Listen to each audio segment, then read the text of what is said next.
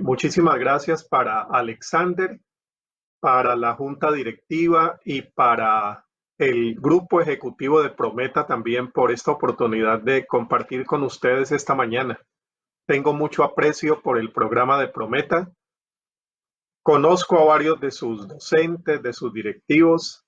He tenido la oportunidad de estar allí en Prometa también en algún seminario, de manera que me siento en casa y muy agradecido, repito, por esta oportunidad. Bueno, el tema que vamos a tratar es el tema que hemos anunciado durante estos días, es iglesias y pandemia, iglesias y coronavirus.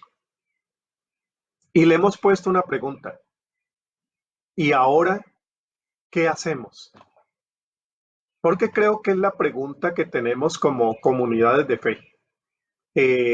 Estamos entrando en unas modalidades diferentes de comunicaciones, usando plataformas que no usábamos con tanta frecuencia, eh, ensayando unas modalidades de enseñanza, sobre todo de cultos, de celebraciones, de capacitaciones en las cuales, sinceramente, la mayoría de las iglesias urbanas y rurales no hemos tenido gran experiencia.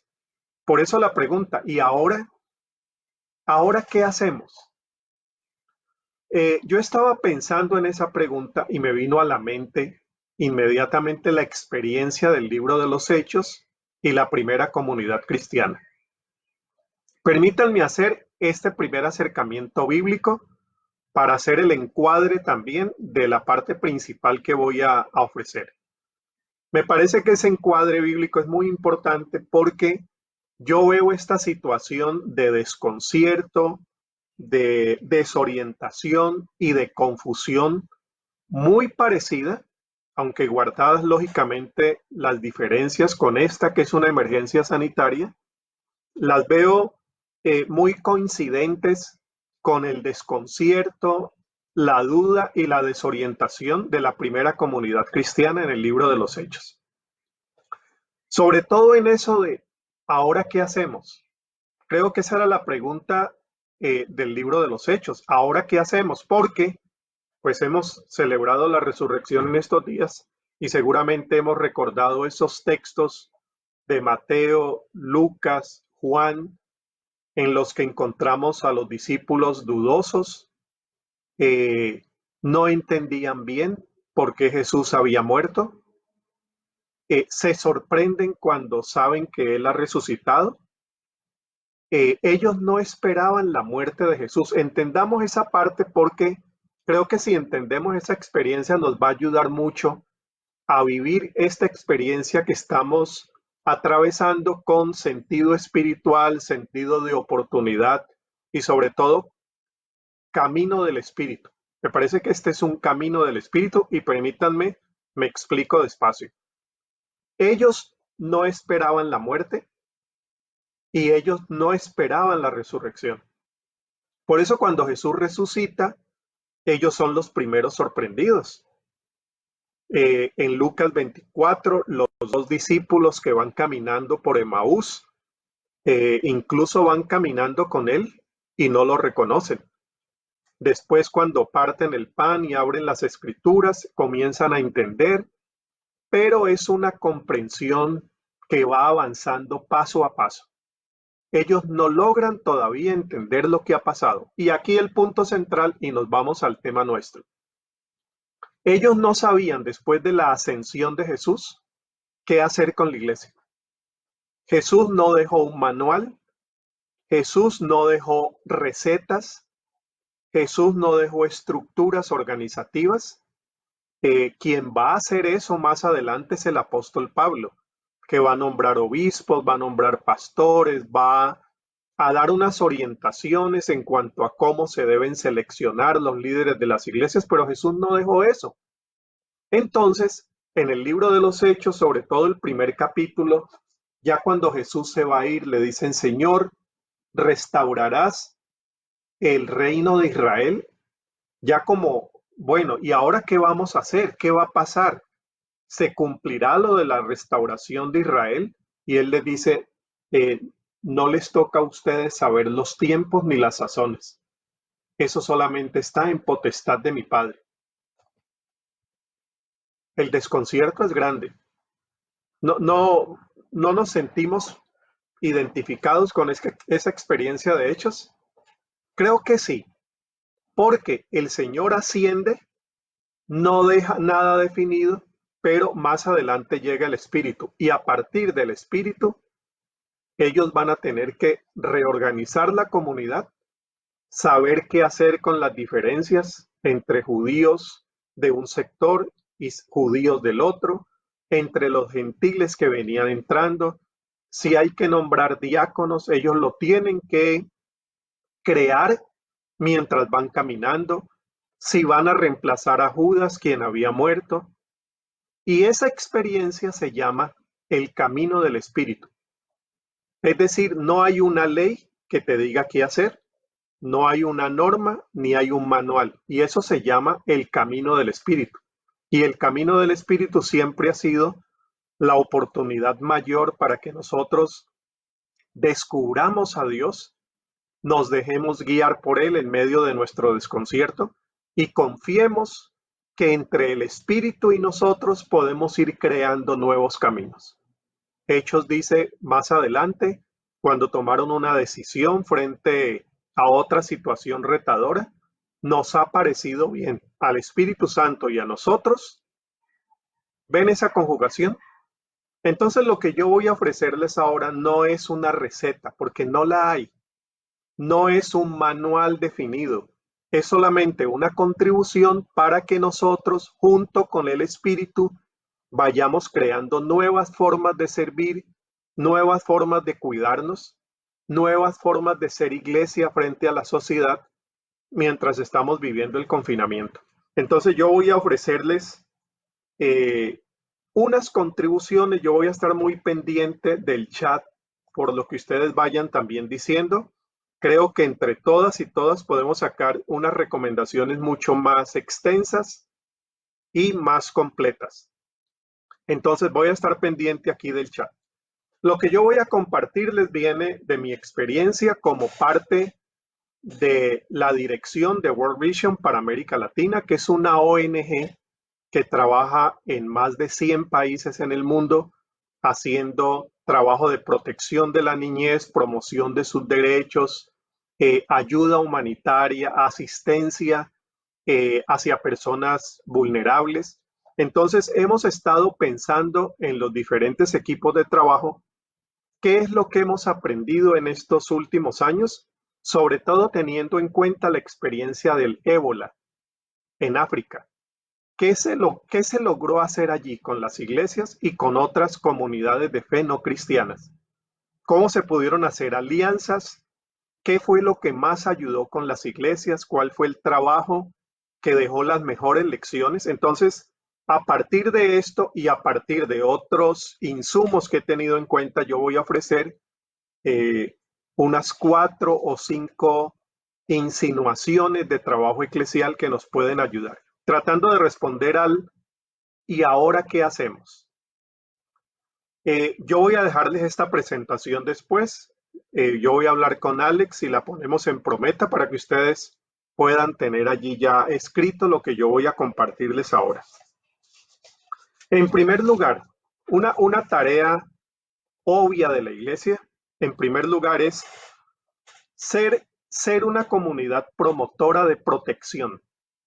Miren por dónde estamos empezando, por lo básico. Hay que empezar por lo básico porque eso que es tan básico en una pandemia no ha sido parte tampoco de nuestro trabajo. El trabajo de protección no ha formado parte, el trabajo de higiene, de salud. Nosotros hemos estado más enfocados en otros temas igualmente importantes, pero frente a la pandemia lo de la protección tiene una prioridad indudable. Protección entre sus miembros. Yo creo que aquí los gobiernos locales están agradeciendo mucho lo que nuestras iglesias pueden hacer por la protección y por la promoción de la protección de sus miembros. y hasta donde sea posible de la comunidad en general, sobre todo esa comunidad que tenemos alrededor de la comunidad de fe, de la iglesia. Después de la experiencia del ébola, en estos días estaba conversando con un compañero que conoció esa experiencia en África. Uno de los resultados que ellos logran detectar o uno de los comportamientos sociales es que cuando un líder religioso le habla a su gente, es más creíble que cuando habla el gobierno o cuando habla una entidad científica o médica.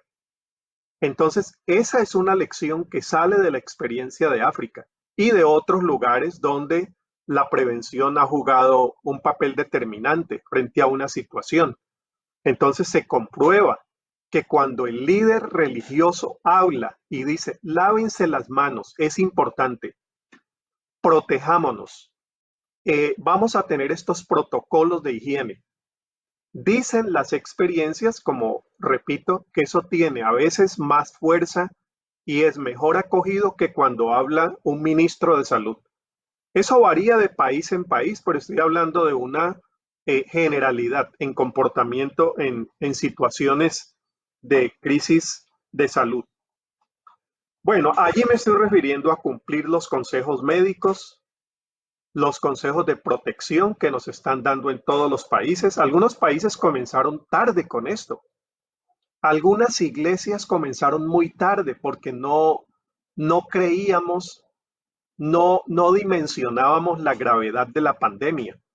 Incluso algunas iglesias dudaban si tenían que dejar de reunirse en el culto dominical. Me refiero, como les digo, a la protección del lavado de manos, la distancia física. Por cierto, distancia social es otra cosa. La distancia física de por lo menos 1,5 metros. Eso podríamos estar repitiéndolo en nuestras redes, en nuestras participaciones virtuales y en las formas como estamos comunicándonos con las comunidades de fe en estos días. Los protocolos al regresar de la casa, cuando alguien sale al supermercado, en lo posible quitarse los zapatos, limpiarlos o ponerse otros zapatos, poner los que traía al sol, cambiarse la ropa, lavar. Bueno, no tengo que repetir aquí algo que ya conocemos bien. Aquí lo que estamos diciendo es cómo la iglesia podría sumarse a esas acciones de protección. Difundir mensajes veraces, porque también hay los que no son muy ciertos.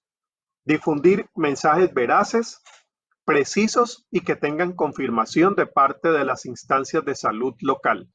¿Qué es lo que vamos a recomendar para evitar algo que yo creo que se aplica a todas las recomendaciones que voy a dar? Evitar un poco el amarillismo, la alarma innecesaria, que hay que cuidar mucho eso. Es mejor enviar pocos mensajes ciertos, precisos y bien revisados a estar enviando cantidad de mensajes y entre muchos de esos mensajes cosas que no son ciertas, que hay que tomar tal cosa, que hay que aplicarse tal cosa, que si va a salir de la iglesia debería ser algo muy verificado, algo que estamos seguros que tiene todo el respaldo médico también. Medidas de protección estrictas, sobre todo para el personal del ministerio que está saliendo a brindar asistencia. Sé de varias iglesias y algunos pastores muy amigos que una parte de su comunidad está saliendo cada día para llevar alimentos, atender ancianos, llevar medicamentos y hacer otro tipo de trabajo social de asistencia de parte de la acción social de las iglesias. Bueno, ¿qué medidas vamos a tomar allí? Creo que debe haber unos protocolos muy exactos.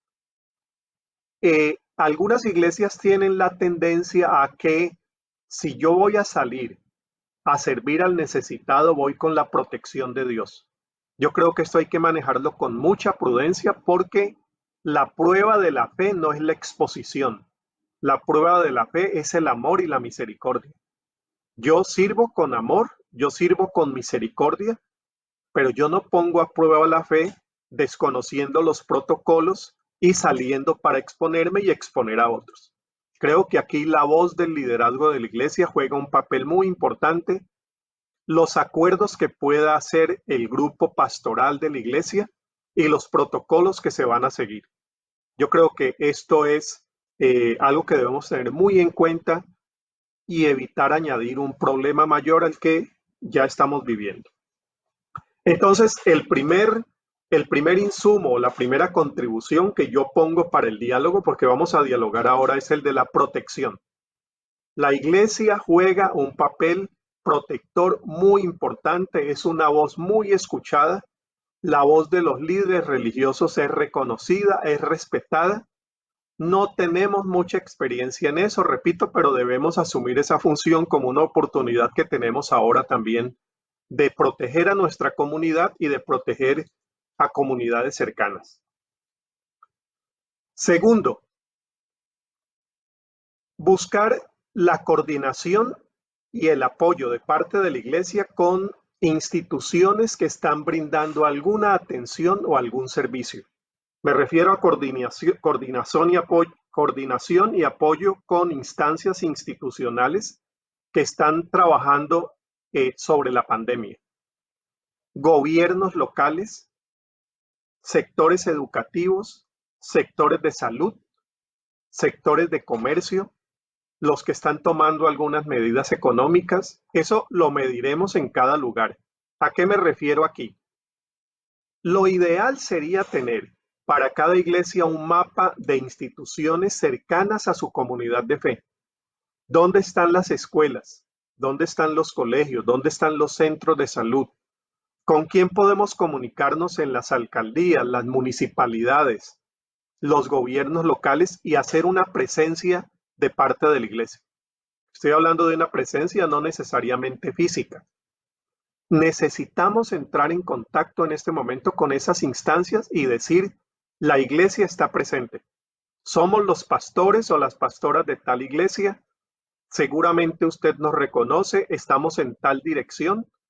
Nuestros teléfonos son estos, nuestros correos, nuestras redes sociales, y nosotros ponemos a su disposición para trabajar en coordinación aquello que ustedes consideren que nosotros podemos aportar.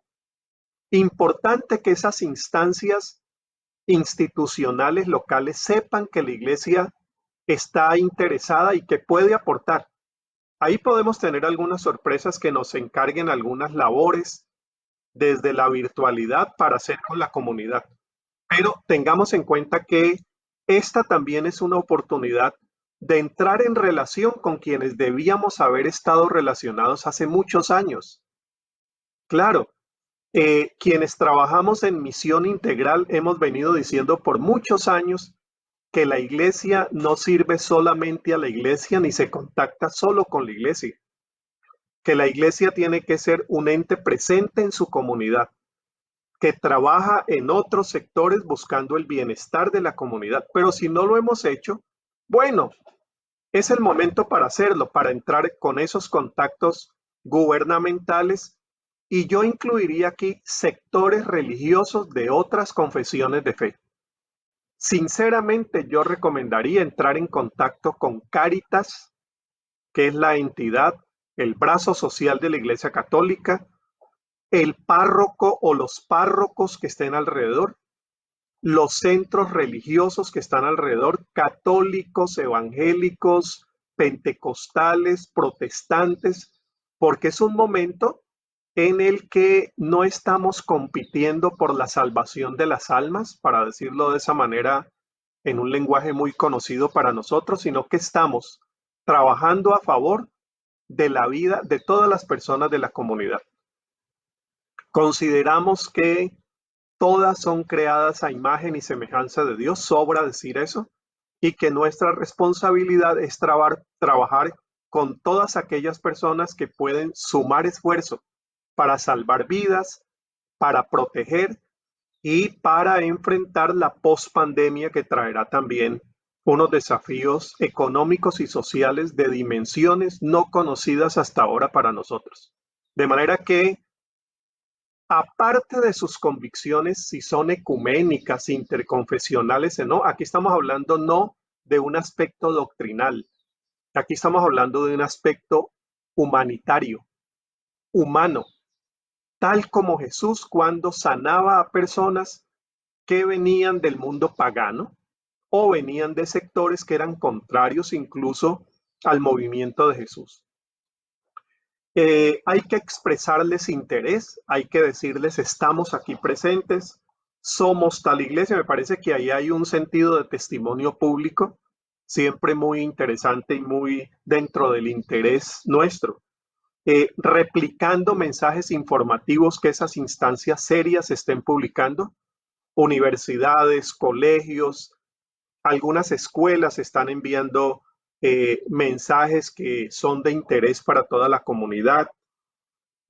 Bueno, y lógicamente aquí también aplicamos lo que decíamos en la nota anterior, evitando el amarillismo y la alarma innecesaria. El contacto con centros de investigación. Hay iglesias que están cerca de algunos centros de investigación médicos aquí en Costa Rica, institutos que están trabajando para tratar de aportar medicamentos, incluso buscar vacunas. Bueno, ¿qué tal una nota de parte de la iglesia diciendo que estamos orando por esas médicas, médicos que están trabajando allí? Parece que es una forma de entrar en contacto, repito, con la comunidad y dar nuestro testimonio de que estamos presentes, estamos junto a la comunidad y viviendo nuestro amor, nuestra solidaridad y misericordia, tal como nos la enseñó Jesús. La tercera es, aquí vamos ya a la parte más pastoral interna. Las dos anteriores tienen una proyección más social con la comunidad en general. Vamos ahora al acompañamiento pastoral. Brindar acompañamiento pastoral a la comunidad de fe y a la comunidad en general. Decía Wesley, mi parroquia es el mundo. Bueno, vamos a tener en cuenta esto porque creo que puede darnos unas oportunidades de servicio pastoral muy grandes. ¿Qué podemos hacer como pastoras y pastores? Yo creo que estamos haciendo un esfuerzo muy grande en tratar de llevar el culto del domingo a la virtualidad. Allí nos aplaudimos y damos gracias a Dios porque nos estamos moviendo rápido, pero no podemos quedarnos replicando el mismo formato del culto dominical y solamente cambiándole el canal, haciendo lo mismo que el domingo, como si no hubiera pasado nada. No, yo creo que debemos usar toda esa virtualidad, pero tenemos que buscar unas formas de celebración dominical y de acompañamiento pastoral que estén a la altura de esta necesidad.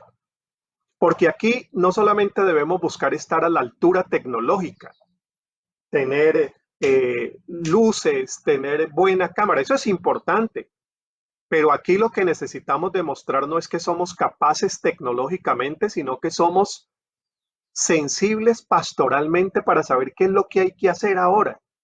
Si teníamos alabanza, anuncios, diezmos, mensaje, ministración, yo no estoy seguro que eso funcione para este momento. Yo creo que necesitamos otra forma de interactuar con la iglesia, de escucharla, de ofrecer mensajes en un formato que no sea necesariamente el sermón elocuente al estilo del gran orador de púlpito. Eso funciona bien el domingo en la iglesia, donde estamos en el templo, pero yo aquí estoy diciendo que no hay que hacer solamente una adaptación por la virtualidad, sino por el momento. Sí, por el momento. Yo creo que necesitamos pensar en algunas cosas, yo no tengo aquí definidas todas, obviamente, pero sugiero las siguientes. No solamente para el momento virtual, sino en general la pastoral. Y aquí hago una aclaración. Cuando hablo de la pastoral, no hablo de los pastores. Esa es una diferencia que pudiéramos captar muy bien ahora. Cuando hablamos de los pastores, estamos hablando de las personas que han sido llamadas por Dios para servir a la iglesia en el ministerio del acompañamiento, la predicación, en fin. Pero cuando hablamos de la pastoral, hablamos de la acción de cuidado mutuo que tenemos entre toda la comunidad. Los que son y no son llamados para ser pastores. Todos nos cuidamos y en ese sentido todos desarrollamos una acción pastoral. Una persona que no tiene cargo ni de maestro, ni de diácono, ni de tesorero, es una persona de la iglesia. ¿Podría hacer algo pastoralmente para cuidar a sus hermanos? Sí. ¿Pudiera hacer algo para enseñar? Una persona de el medio de enfermería, educativo, en fin, pudiera. Entonces, en ese sentido está contribuyendo a que ampliemos el concepto de pastoral y nos involucremos todos en el lado del rebaño. Es oveja que cuida oveja. Ese es el sentido de pastoral. En esa sugerencia yo incluiría que podamos ayudarnos a que la iglesia esté protegida de mensajes catastróficos que con Biblia en mano están trayendo terror, sembrando miedo y creando más desconcierto. Esa es una labor pastoral. Hermanos, vamos a tener cuidado con qué distribuimos. Incluso ustedes pueden, como equipo pastoral, ahí sí, diseñar algunas recomendaciones de cómo pudiéramos usar el WhatsApp, cómo pudiéramos usar las redes sociales como iglesia. Acuerdos como iglesia o sugerencias que parten del equipo de liderazgo. No vamos a distribuir cualquier cosa, vamos a tener cuidado de lo que distribuimos, seamos más responsables, qué tipo de mensaje replicamos, no congestionemos las redes sociales, seamos muy prudentes. Si usted tiene algún mensaje que quiere replicar en sentido bíblico o teológico, hay un equipo dispuesto para asesorarle. Y hay que tener cuidado porque en estos días hay gente muy reconocida en el mundo evangélico que está diciendo cualquier disparate. Es lamentable, es lamentable. Entonces hoy uno no puede ni siquiera confiar en el nombre de la persona. Pueden haber sido personajes del liderazgo global que han tenido un papel muy destacado, pero repito, están diciendo barbaridades que hacen daño, que leen el Apocalipsis de forma equivocada, que hablan del juicio de Dios porque hemos aprobado legislaciones a favor de personas diversamente sexuales, que hemos aprobado el matrimonio entre personas del mismo sexo, que estamos por aprobar legislaciones del aborto, que hay un proceso de laicidad en las sociedades y que Dios nos está cobrando todo eso. Mire, esas son opiniones que cada uno puede tener. Cada uno es dueño de sus irresponsabilidades, pero publicar eso debemos tener en este momento mucho cuidado porque eso va a causar más confusión y va a causar más daño. Es decir, si la fe es instrumento de esperanza, de confianza, resiliencia, ánimo y aliento, pues hay que partir del mensaje y de la figura de Jesús para preguntarnos qué haría Jesús en este momento. ¿Qué harían los religiosos de su tiempo para evitar eso? Y acogernos más al modelo compasivo, tierno y compañero de Jesús de Nazaret. Yo creo que ahí tenemos un cuidado también y una protección teológica. Aquí hablaríamos de lávate las manos antes de leer la Biblia y antes de escribir. Lávate las manos antes de escribir. No difundas cosas que así vengan de personajes muy conocidos pueden causar más confusión y daño. ¿Se podrían acordar esos lineamientos de difusión de mensajes, sobre todo religiosos, que podamos con esos acuerdos protegernos y proteger a la comunidad? Proteger a la iglesia de falsos profetas, saber recomendar también en estos momentos lecturas que van a ser edificantes, devocionales que van a edificar en la línea del modelo de Jesús, cómo interpretar las escrituras a la luz de Jesús, Este no es el momento para interpretar las escrituras a la luz del diluvio. Es el momento para repetir la experiencia de Maús. Cuando partieron el pan, comenzaron a entender las escrituras. Y entender las escrituras era reinterpretar lo que habían dicho los profetas a la luz de la resurrección.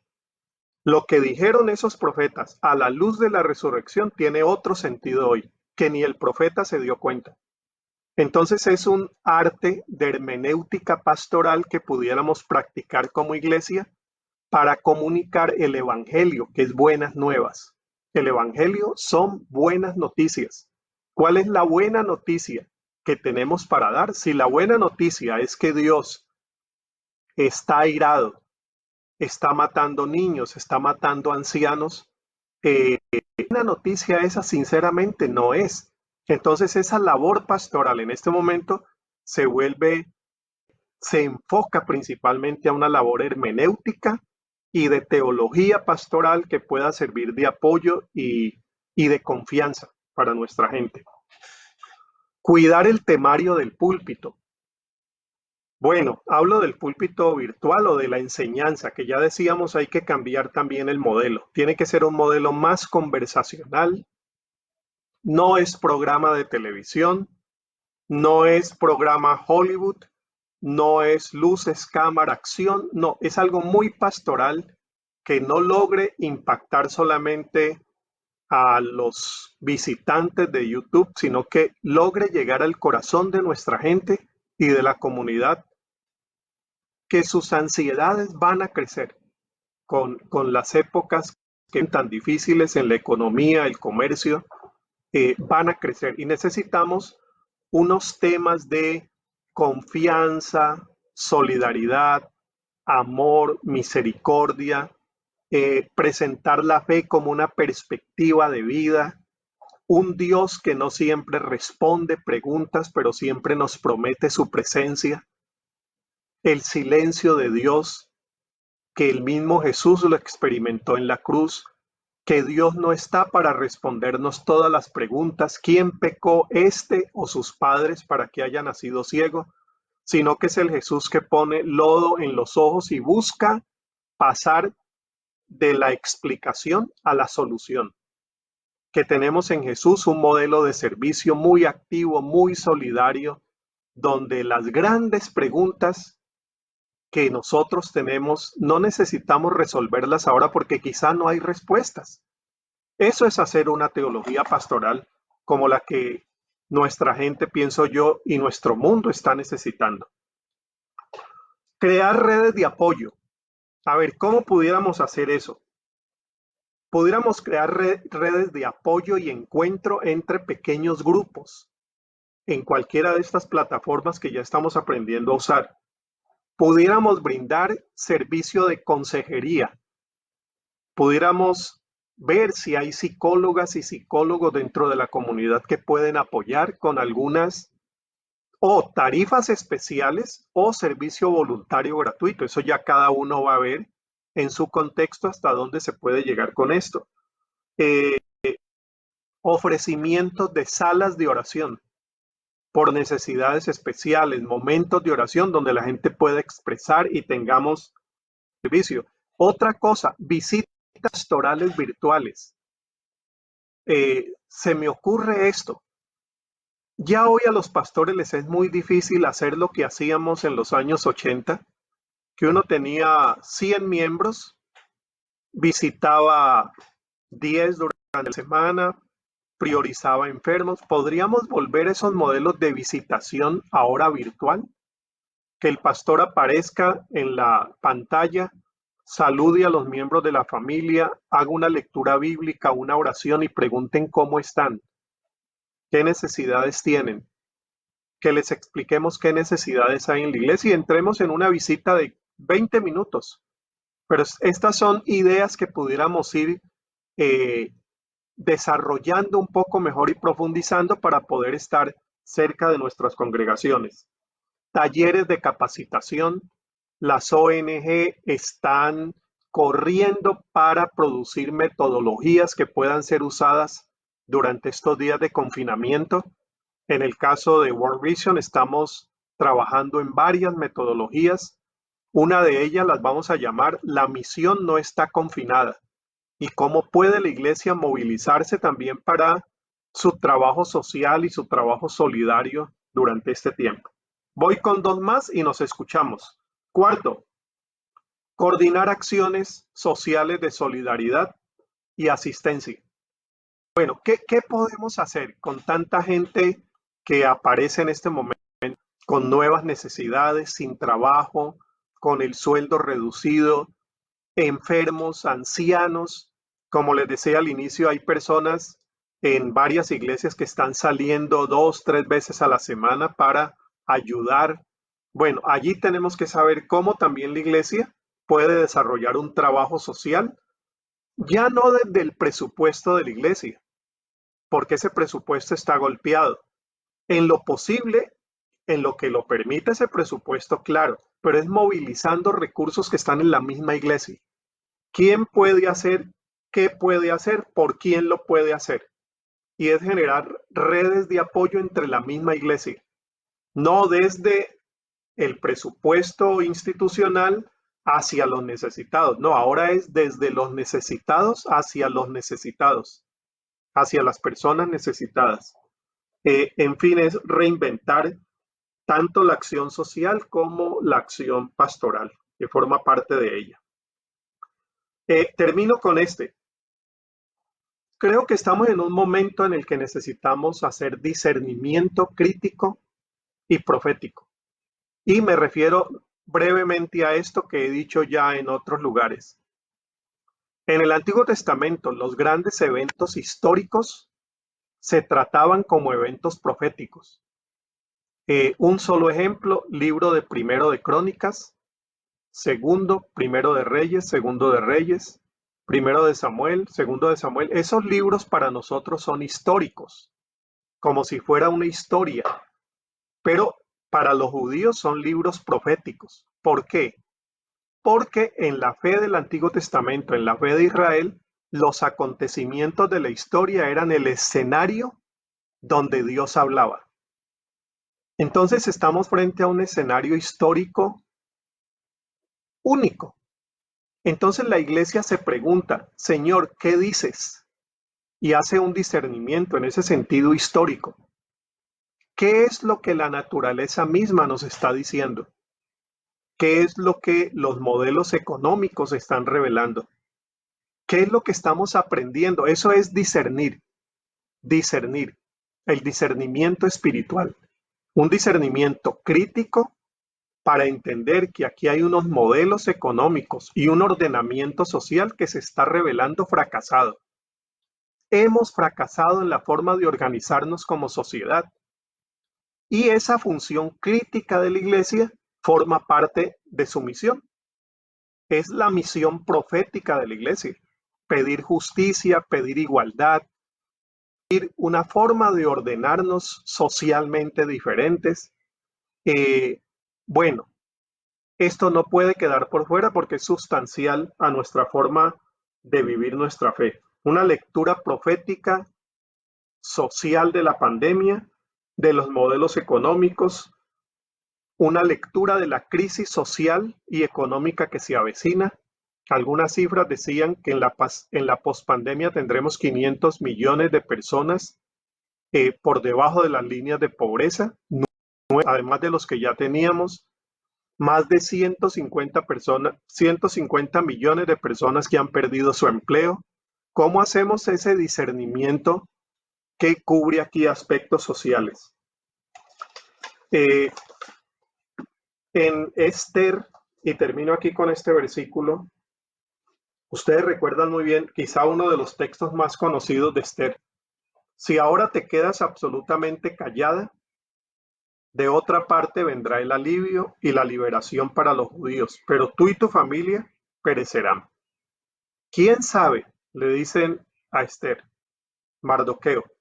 ¿Quién sabe si no has llegado al trono precisamente en un momento como este? La pone a pensar y creo que es un texto que pudiéramos también recuperar ahora? ¿Cuál es el sentido de vocación y de llamado que tiene la iglesia en este momento? Si el Señor nos dio lo que nos ha dado hasta ahora, ¿no estaría pensando en dárnoslo para que vivamos precisamente este momento como voz de consuelo, de amor, de misericordia y de testimonio del Evangelio? Pienso que sí. Robinson, ¿qué se puede decir con respecto a algunas tareas de la iglesia en este tiempo, como la cena del Señor, bautizos, entre otros? Bueno, ahí sí cada eclesiología va a tener un buen problema. Eh, ya he visto varias cenas, la tuvimos en nuestra iglesia, también aquí en Costa Rica, una iglesia bautista, la tuvimos virtual. Participé en otra cena también a la que me invitaron, también virtual. Cada persona prepara su jugo de uvas o su vino, su pan, todos pasan en la pantalla en el mismo momento y el pastor va coordinando la cena. Se pueden introducir cosas novedosas. Tenemos aquí el permiso del Nuevo Testamento para hacer cosas que antes los judíos no habían hecho, como hace el libro de los Hechos, exactamente. Cosas que a los judíos no se les había ocurrido, pero que en el camino del Espíritu las encontramos muy acertadas para el momento que estamos viviendo. En cuanto a los bautismos, imagínense preguntarme a mí que soy bautista. Vamos a tener un buen problema. Vamos a tener un buen problema. Habrá que repensar las eclesiologías si esto se mantiene por mucho tiempo. Porque, aunque en el caso de los bautistas hemos dicho que la forma es tan importante como el fondo, la inmersión, pues hay que reconocer que la forma no es el todo, es el fondo. Y el fondo del bautismo es el testimonio público de mi seguimiento a Jesús. ¿Habría otras formas de dar testimonio público de que soy un seguidor de Jesús, simbolizando la muerte y el nacimiento a una nueva vida, y que se pudiera virtual? Los anabautistas del siglo XVI, cuando no se podían bautizar unos a otros porque había persecución y moría el bautizador y el bautizado, se inventaron el autobautismo. Entraban en el agua, se sumergían y salían. Muchos de ellos murieron después de bautismos como ese, pero mire cómo recrearon sus formas de su misma eclesiología para recuperar lo que hay que recuperar del Evangelio, el fondo, no tanto la forma. Señor, ¿por qué tus discípulos no se lavan las manos? ¿Por qué tus discípulos recogen espigas el sábado? Y Jesús reinventa su forma de vivir la comunidad y de vivir la fe. La reinventa a partir del camino del Espíritu. Entonces aquí yo no estoy dando recomendaciones eclesiológicas. Cada iglesia pues se verá enfrentada a este desafío tan rico de pensar las cosas fuera de los marcos como lo habíamos acostumbrado a hacer. Orientación emocional, espiritual, sobre todo, miren, un colectivo que muchas veces dejamos por fuera, niños y niñas. Niños y niñas, no los dejemos por fuera de la cámara. Los hemos dejado por fuera muchas veces de otras cosas. Este es el momento para incluirlos, que digan su palabra. En estos días vi una iglesia que le pidió a los niños que hicieran un pequeño video cómo están viviendo el confinamiento. No pasaran en la red social de la iglesia. Cositas muy pequeñas que no resuelven el gran problema, pero que nos permiten estar cerca los unos de los otros. Y eso es lo que necesitamos, ser iglesia que acompaña, ser red de apoyo que sostiene y recuperar el verdadero sentido de ser comunidad de fe. Alan Lee, un gusto, Alan, qué gusto verte por acá. ¿Cómo podemos incluir a los niños de las congregaciones en la misión? Estaba diciendo algo acá, se me fue. En estos tiempos, bueno, eso que te decía es muy pequeñito y muy simbólico, pero una forma de incluir es la enseñanza bíblica para ellos. ¿Cómo podemos crear también formatos virtuales? Ellos son maestros de la virtualidad, ya nos llevan un tiempo de ventaja. Podemos aprovechar esto, pero sobre todo pensar también en otras áreas que no siempre han estado muy cercanas al ministerio de la iglesia, como es protección de la niñez. Hay muchas niñas y niños abusados en este tiempo, mujeres violentadas, ancianos completamente abandonados. Entonces hay que tener en cuenta para el caso Alan de niñez, cómo pudiéramos también tener en cuenta esa problemática. En estos días, en otra conversación que tenía, alguien dijo, quizá pudiéramos abrir nuestras casas con los cuidados que hay que tener para que mujeres que están siendo violentadas, hay mucha violencia intrafamiliar, durante el confinamiento vengan a vivir en nuestra casa. Y con la niñez, eh, hay varias organizaciones cristianas que están distribuyendo los teléfonos de emergencia, donde se puede pedir ayuda para la niñez que está siendo abusada y en situaciones también de violencia eh, aterradoras. Son temas que debemos incluir en la agenda de estos días, ¿no? Gran parte de las habitaciones de América Latina, sobre todo de los sectores más vulnerables, no estaban hechas para el confinamiento. Muchos lugares de habitación estaban hechos para dormir y levantarse a las 5 de la mañana e ir a trabajar. Climas muy altos, calurosos, confinados y además hacinados, no estaban hechas y eso crea unas tensiones, pues ya podemos imaginárnoslas, y que la iglesia debe estar atenta también a esa parte de lo que puede estar sucediendo allí. Los niveles de intolerancia aumentan y la iglesia pudiera estar pensando también en ese sentido de protección. Sí, aparte de la protección sanitaria, la protección también social en ese caso. Mirva dice esto de recuperar el fondo y no la forma. Sí, tanto de la cena, el bautismo, el lavatorio de los pies, que lo hacen en las iglesias adventistas. Y miren, la iglesia católica se está replanteando el sistema sacramental. El cardenal Casper en estos días habló, hay otro teólogo venezolano, Luciani, que ha estado hablando mucho sobre teología y pandemia y está hablando de cómo la sacramentalidad de la iglesia tiene que reformarse. O sea, allá, acá y en otras partes más, se está pensando que en verdad el fondo siempre tuvo que ser lo más importante y no la forma. Bueno, habrá mucho que pensar. Reiner, hablamos sobre la participación pastoral para familias que han enfrentado la muerte por y durante la pandemia. Gracias por mencionarlo. La pastoral de consuelo. ¿Cómo hacer eso en unas situaciones tan terribles como las que están viviendo? Y hemos escuchado de España, ancianos que van a morir, nadie los puede acompañar. El servicio médico lo que le ofrece es una tableta para que pueda despedirse de sus hijos y sus nietos. Eso es horrible, horrible. ¿Cómo pudiéramos brindar acompañamiento pastoral de consolación? Es el momento de revisar esos manuales que estudiamos en los seminarios, quienes estudiaron, o se pueden ver en internet. Manual de pastoral del duelo. ¿Qué se puede hacer? ¿Qué tipo de conversaciones podemos tener? Y estar presentes. Estar presentes por la pantalla, como podamos. Pero gracias por traer este tema, porque es un tema que está subiendo en alarmante, sobre todo Italia, España, Guayaquil, en Ecuador.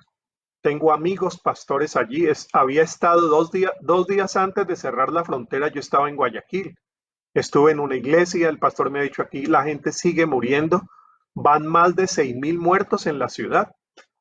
Imagínense la pastoral de consolación estando nosotros sin poder salir a la funeraria.